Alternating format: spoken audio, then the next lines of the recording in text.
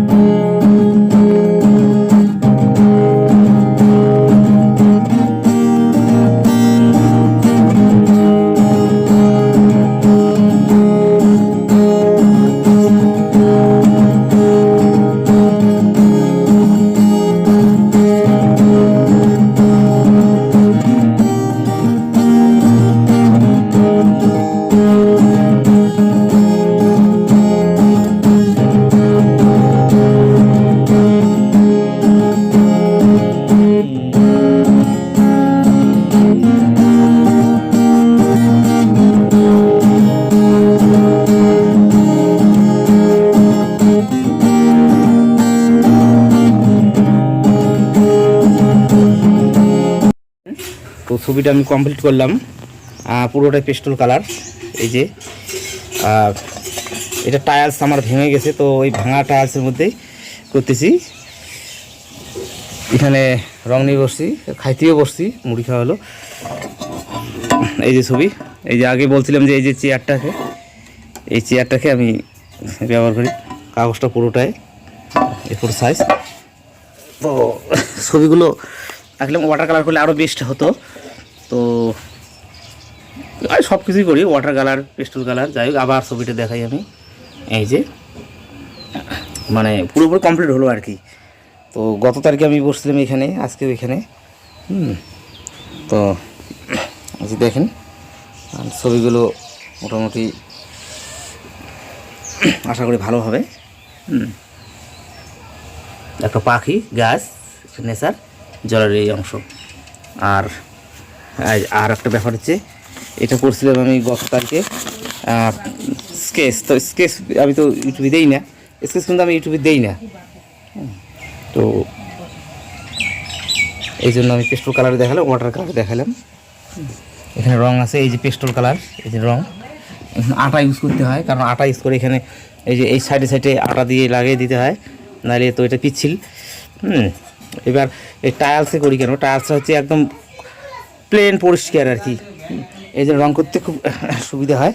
তো আমি দূর থেকে এটা দেখাই, এটা যে আমার বারান্দায় আমি বসছি, এটা বাইরের উঠোন।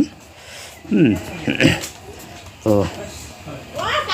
এই যে আর ছবিটা আমি দেখাইলাম, তো